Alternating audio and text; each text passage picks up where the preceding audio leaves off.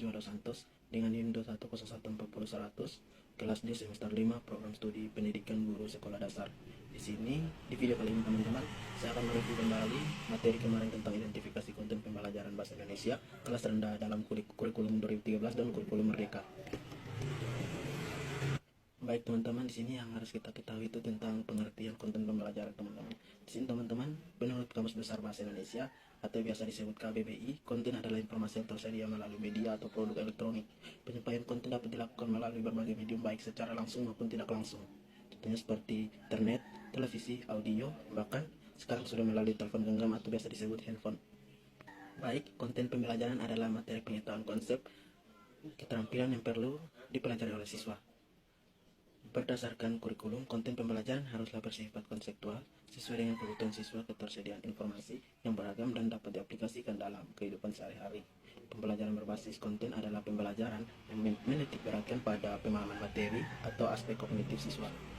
Yang berikut karakteristik peserta didik kelas rendah. Di sini Makmun mengemukakan ada beberapa tugas perkembangan siswa, yaitu yang pertama mengembangkan konsep yang dibutuhkan dalam proses kehidupan sehari-hari, yang kedua mengembangkan nilai moral dan kata hati, yang ketiga melengkapi kebebasan pribadi, dan yang keempat menumbuh dan kembangkan sikap terhadap kelompok dan institusi sosial. Dan keterampilan yang dikembangkan yaitu keterampilan social help skills, yang keterampilan test skill. Social help skill berfungsi untuk mengembangkan keterampilan dan membantu siswa seperti membantu orang lain. Social help skill akan mampu menciptakan suasana perasaan siswa menjadi lebih berharga dan merasa berguna, sehingga pada fase ini siswa akan lebih menyukai pembelajaran yang bersifat kooperatif. Yang berikut konten pembelajaran bahasa Indonesia kelas dalam kurikulum 2013. Di sini kompetensi inti sekolah dasar merupakan tingkat kemampuan untuk mencapai standar kompetensi lulus atau SKL yang harus dimiliki oleh seorang peserta didik di dalam SD pada setiap tingkat kelas. Rumusan kompetensi ini menggunakan notasi sebagai berikut. Yang pertama itu kompetensi inti atau K1 untuk kompetensi inti sikap spiritual. Yang kedua itu kompetensi inti 2 atau KI2 untuk kompetensi inti sikap sosial.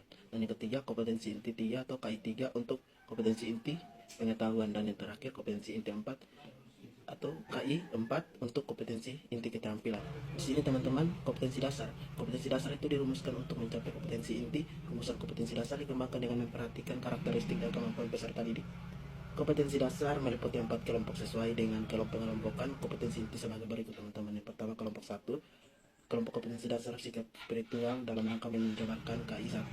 Dan kelompok 2, kelompok kompetensi dasar sikap sosial dalam rangka menjabarkan KI2. Dan kelompok 3, kelompok kompetensi dasar pengetahuan dalam rangka menjabarkan KI3.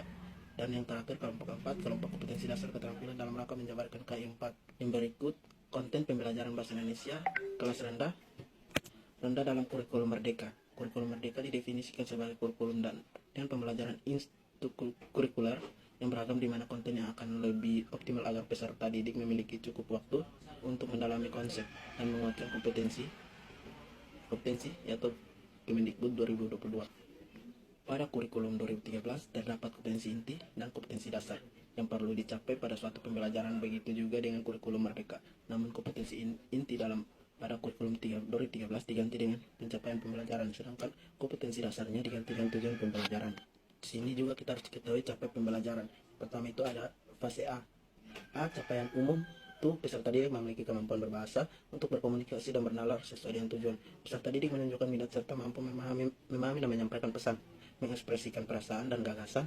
Peserta didik juga mampu meningkatkan penguasaan kosakata baru.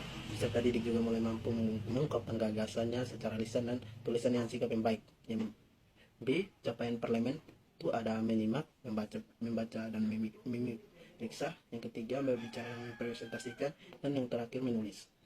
Berikut fase B itu ada A, capaian umum. Peserta didik memiliki kemampuan berbahasa, berkomunikasi dan bernalar sesuai dengan tujuan. Peserta didik menunjukkan minat terhadap teks, mampu memahami dan menyampaikan gagasan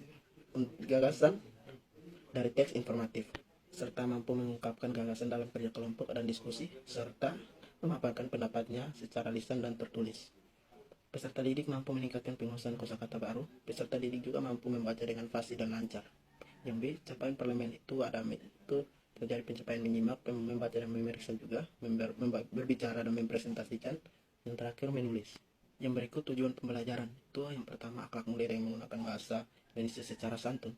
Yang kedua, sikap mengutamakan penghargaan terhadap bahasa Indonesia sebagai bahasa resmi negara Republik Indonesia. Dan yang ketiga, kemampuan berbahasa dengan berbagai teks multimodal atau kurung lisan, tulis, visual, audio, atau audiovisual untuk berbagai tujuan, genre, dan konteks. Dan yang keempat, kemampuan literasi atau berbahasa, bersastra, dan bernalar kritis atau kreatif dalam belajar dan bekerja. Kepercayaan diri untuk berekspresi, individu yang bercakap mandiri dan bergotong royong dan bertanggung jawab. Dan yang keenam, kepedulian terhadap budaya lokal dan lingkungan sekitar. Dan yang ketujuh, kepedulian untuk berkontribusi sebagai warga Indonesia dan dunia yang demokratis dan berkeadilan. Sekian video dari saya ucapkan terima kasih teman-teman.